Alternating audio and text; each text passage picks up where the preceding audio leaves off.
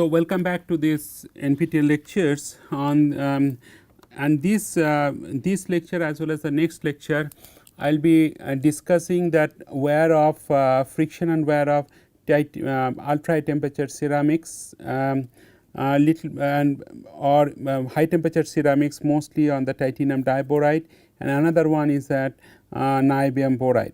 Although we are not discussing this in more details, which I will be doing in the next slide, is this titanium these transition metal borides.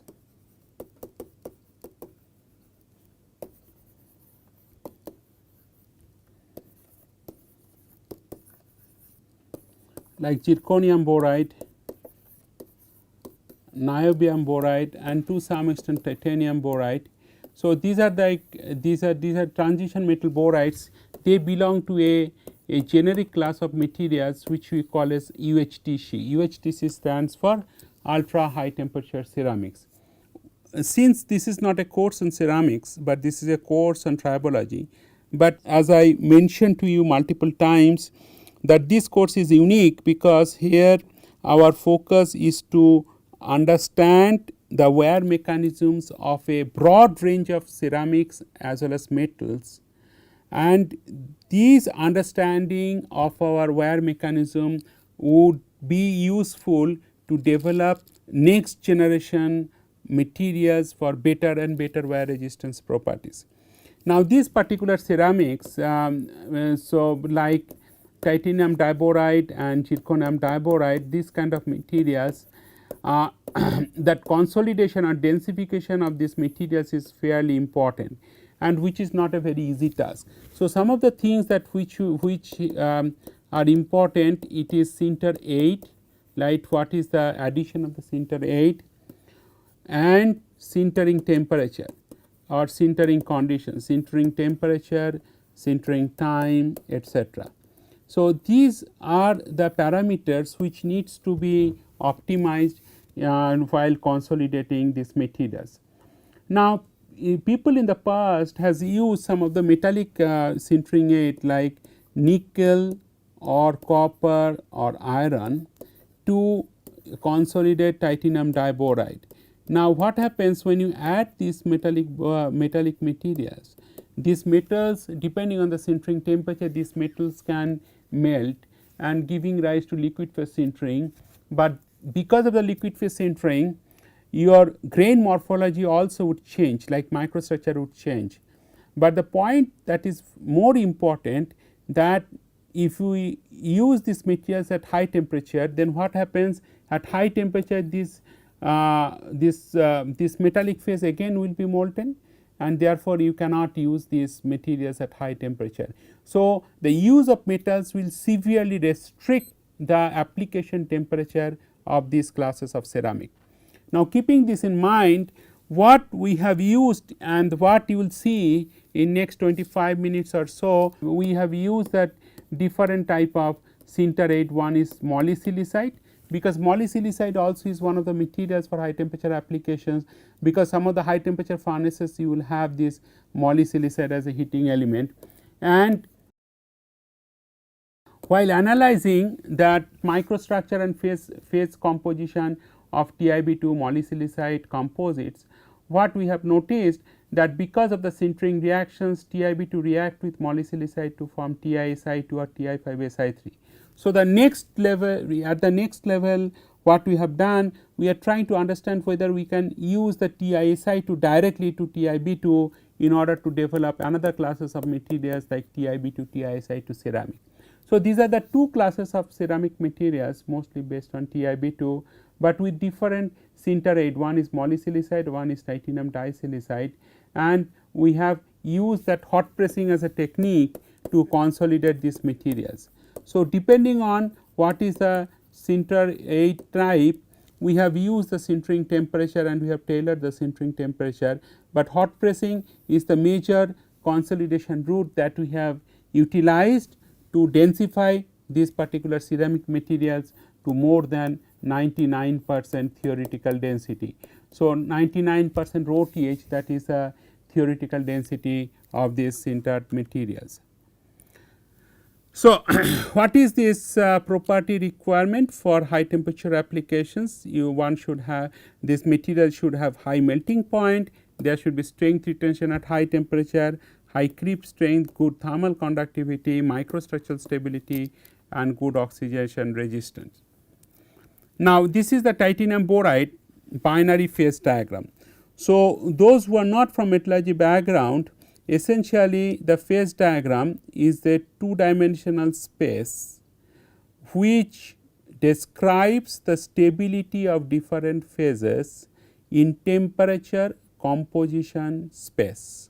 So, that is how typically undergraduate students in metallurgy learns in the university, that essentially a phase diagram to any metallurgist essentially means temperature versus compositional variation. Here if you see along the x axis, it is atom percent boron which is varied from 0 to 100%. Now, how to find out that which are the phases that are present? For example, if you, this L stands for liquid, that means this entire region, this shaded region, this material exists in the liquid state. Now, this is your line compound, that is Ti3B4. Line compound means it does not have any off stoichiometry range, it is essentially, it has a fixed composition. But TiB2 is not in stricter sense, it is a line compound, because TiB2 has a smaller window, of the off stoichiometric composition. So, TiB2 is essentially around 65 to 67% boron content. So, that is the range of the boron in the TiB2, and TiB2 has the melting point is 3225 degrees Celsius. So, as far as the melting point wise, TiB2 certainly can be classified as high temperature ultra high temperature ceramics, but one of the additional requirement for ultra high temperature ceramics is that these materials must be used without any property degradation at extremely high temperature. So, where zirconium diboride or niobium diboride, that actually qualifies.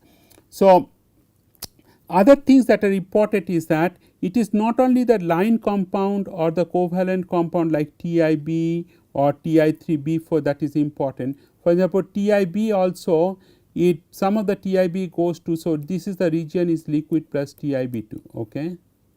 So, if you increase the temperature to above 2200 degrees Celsius at this particular composition, so TiB will melt, and this it will enter into phase domain of liquid plus TiB2 phase. Okay.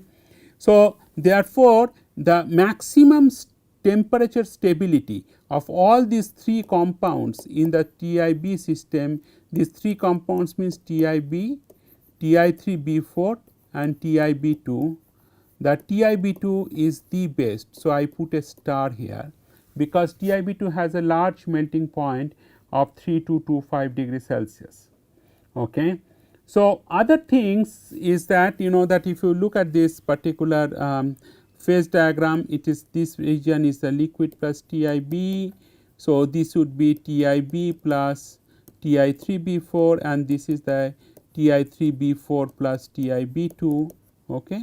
So, like that one can find out that what are the phases that are present. So, you can take a horizontal line and then you can see that which are the phases that are present at two ends of the horizontal line, and that will be used as a guideline to say that what are the two phases that are stable in this particular temperature composition space.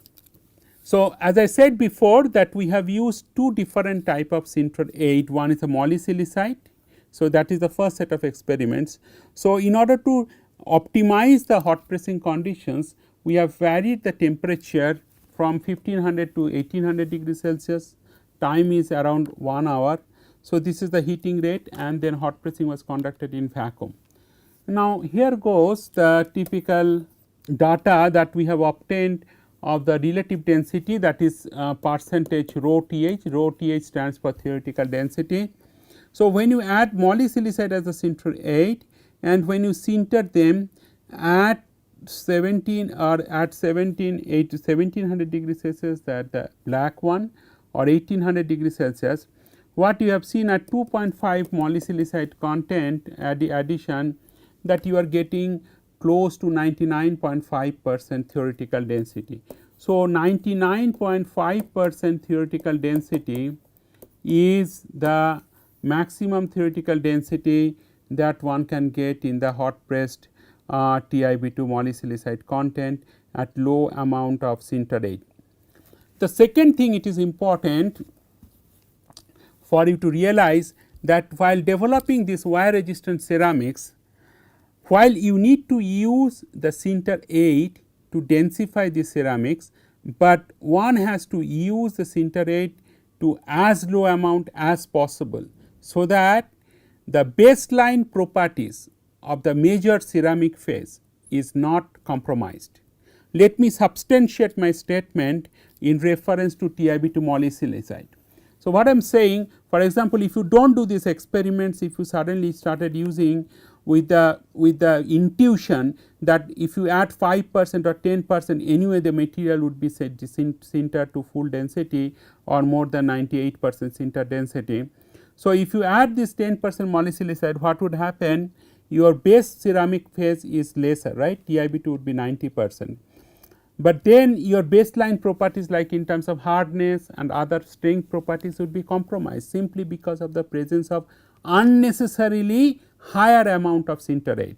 So, one has to use simply lower amount of sinter rate while achieving higher sinter density in the hot press ceramics. So, that is the major message that I wanted to send across. Now, these are the XRD traces of these TiB2 based materials. So, this is the 0% molybdenite, that is the topmost one. So, you get all the TiB2 phase, that is what you expect in the hot press ceramic. In the TiB2 molybdenite 2.5 and 5%, you see something is propping up, something is coming up, okay? And this phase is getting more and more pronounced when you add this 7.5 molybdenite. Now, if you look at the symbols very carefully, field and square, it is molybdenite, and that is certainly, that should be certainly present when the molybdenite content is 5% and more. Now, what is the other symbols? Diamond symbols, these are MO5Si3. So, diamond symbols are MO5Si3, which are also discernible, and this square circle, unfilled circle, that is this one, is Ti5Si3. So, these are the two phases that are formed presumably because of the reaction with the reaction between TiB2 and molybdenite. So, what are those reactions that can possibly take place between these things? So, one of the reaction that can take place TiB2, so essentially TiB2 and molybdenite, that will react to MO5Si3 and Ti5Si3, right.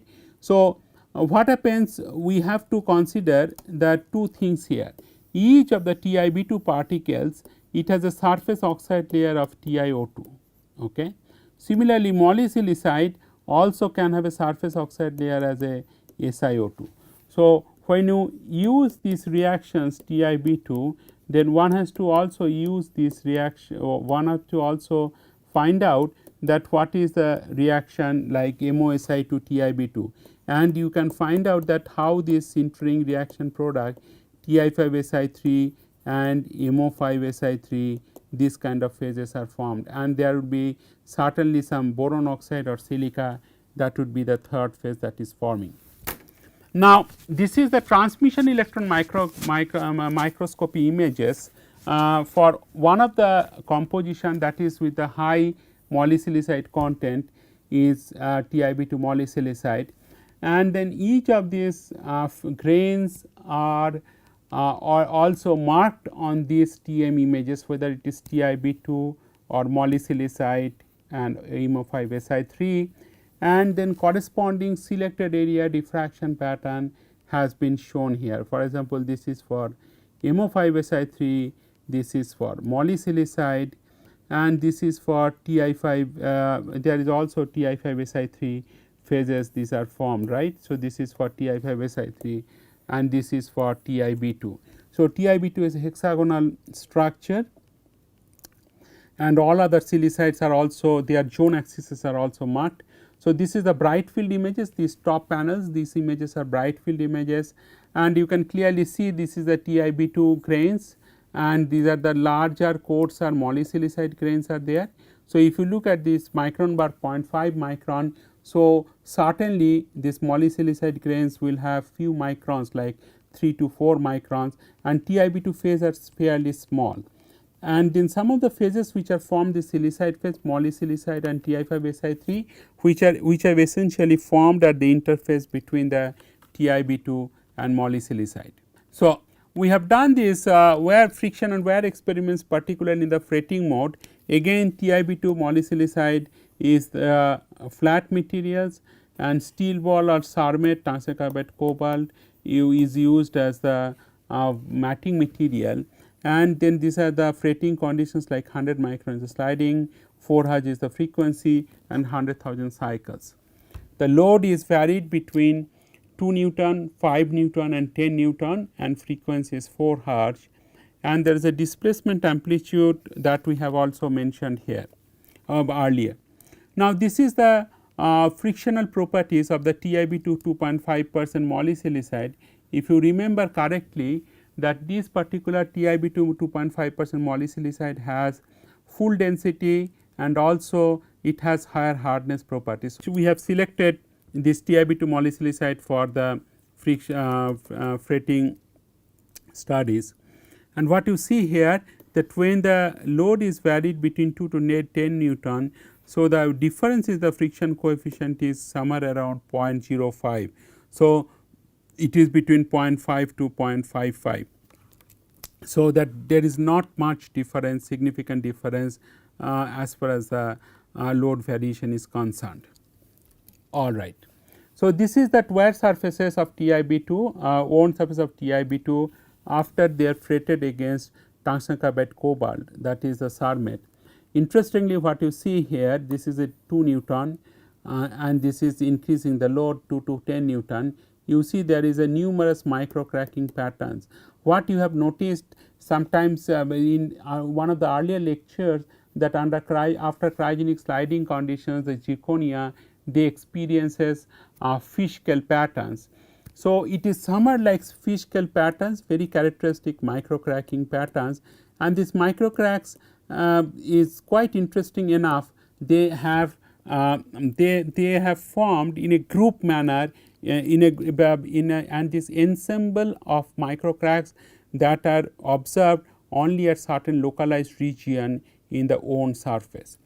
And what you notice here that around these worn wear debris worn surfaces, these wear debris particles are also present and these wear debris particles are of different chemistry because it is certainly from the contrast that you observe, certainly it cannot be pure titanium oxide.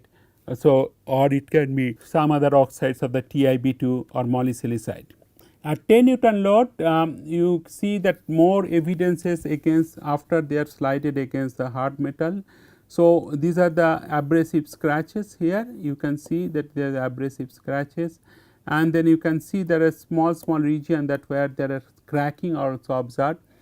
But the severity of abrasion is certainly not much because this is what you see in the tungsten carbide cobalt ball. So, these are the worn surface region tungsten carbide cobalt and this is the corresponding flat that is TiB2 2.5% molysilicide. Okay.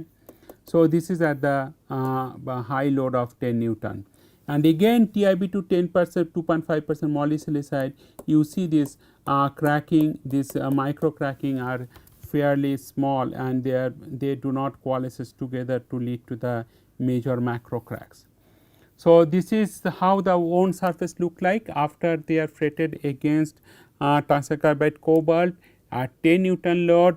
Certainly, you see this is the presence of the different silicide phase at TiB2 molysilicide 10% molysilicide. This can be either Ti5Si3 or moly Si3 one of these silicide phase, okay, and this is the typical wound surface area or wear region on this particular surface. Now, one of the important things in the tribology is to establish a correlation between the wear volume and dissipated energy. So, this dissipated energy one can find out, suppose you have a tangential frictional force and this is your displacement delta, and if you, most of your wear experiments, fretting wear experiments are conducted what we call is the gross slip region. So, gross slip region, if you integrate this area under the curve, that will give you the energy that is dissipated per cycle. So, if you calculate the energy dissipated per cycle and multiply by total number of cycles like 100,000 cycles and so on, for each and every cycle if you calculate separately, then it will give you the total dissipated energy. And if you plot against, it shows a very linear correlation. This is almost like the R square value would be 99.99 or something. So, all these materials like TiB2, 2.5% MoSI2, 10% MoSI2, they will follow a very linear variation of wear volume with dissipated energy. So, the question is that whether any correlation with this predictive model. So, there is another thing that we have noticed is this, in this particular case of the TiB2, it is that abrasive wear very important, and abrasive wear is a major wear mechanism. So, what we have done, like energy dissipated, another parameters we have used what we call abrasion parameter. Now, this abrasion parameter, it is not a single parameter, but it is a composite of the load, fracture toughness that we have measured using indentation cracking. So, instead of K1C, it is better to use it as a Kc, because we are not using that mode 1 loading, instead we use the indentation cracking. So, if you plot that wear volume as a function of abrasion parameter, again it shows a perfect linear correlation when we plot all the data, group of the data of the TiB2 2.5 molybdenum and 10% molybdenum materials. So, in case of both the cases, whether it is a dissipated energy or whether it is abrasion parameter, for the titanium diboride, wear volume correlates fairly well or linearly proportional to that dissipated energy or abrasion parameter. Okay. So, having said that, next set of experiments were conducted in the titanium diboride, titanium disilicide materials. Again, we have used two counterbody materials, one is steel and one is tungsten carbide 6% cobalt. And what we have done in both the cases, that we have finished these wear experiments at different load like 2 Newton, 5 Newton and 10 Newton, and then we have done this 2D wear profile from several 2D wear profile from one end to another. One can integrate to get the wear volume. Particularly for tungsten carbide cobalt, we see that this is more or less smooth 2D wear surfaces, but in case of steel there is a negligible wear. In fact, this steel tribolayer is formed on the material surface and it does not show any positive wear as far as the steel is concerned. So, if you see that from the top to bottom, the top panel is for 2 Newton load, middle one for 5 Newton load and bottom one for 10 Newton load. So, the leftmost surfaces are mostly these surfaces on the flat, that is titanium diboride. Middle column is for the steel ball, and you can see steel ball is completely covered with the tribolayer, and this is iron oxide rich layer. And if you look at the little bit close up view of this material, of these wound surfaces, you will see that steel layer is not only there on the material, on the ball material, but also on the flat material. Essentially, it gives rise to 3 body wear situation. Okay. So, after tungsten carbide cobalt, so this is after against versus tungsten carbide cobalt. So, you have this 2 Newton load and 10 Newton load, and you will see in the 2 Newton load there is some occasional presence of the cracking, but mostly this is the very evidence of mild wear. At 10 Newton load, the cracking observation of cracking is much more, and you can see that there are some places these cracks are generated not only perpendicular, but also at other different angles to the fretting directions. So, now this particular slide essentially shows the wear volumes is plotted against the load, and you will see that how these wear volumes there, these field symbols are essentially wear volume. So, if you plot against the load, so TIB to TI5, TIB to TSI2 case, the wear volume increases, and and wear rate actually decreases, because wear rate, when you do wear rate, it is essentially normalized with respect to load and sliding distance, and it is 10 to the power minus 6 millimeter cube per Newton meter. Against tungsten carbide cobalt, again the field circles for the wear volume, it shows some increase with load, but this increase is certainly not significant, and here the wear rate is of the order of 10 to the minus 6 millimeter cube per Newton meter. Now, when you do these tribological properties, so essentially what you see here, that although these materials they experience abrasive wear, so their wear rate is not very high, or in other words it follows, or it is fairly similar to the earlier model ceramic materials like aluminum and so on. So, there also that wear rate varies somewhere 10 to the minus 6 millimeter cube per Newton meter. So, in the next lecture I will describe the wear friction and wear properties of niobium boride, but in those cases I will be showing you the erosion wear results, but not the fretting wear results, but at high temperature. So, high temperature wear properties is somehow remains a challenge as far as the highest temperature capability of the wear tribometer. But here in this next lecture I will show you that how the high temperature wear properties, I mean how the erosion wear varies with respect to temperature up to 800 degrees Celsius. Thank you.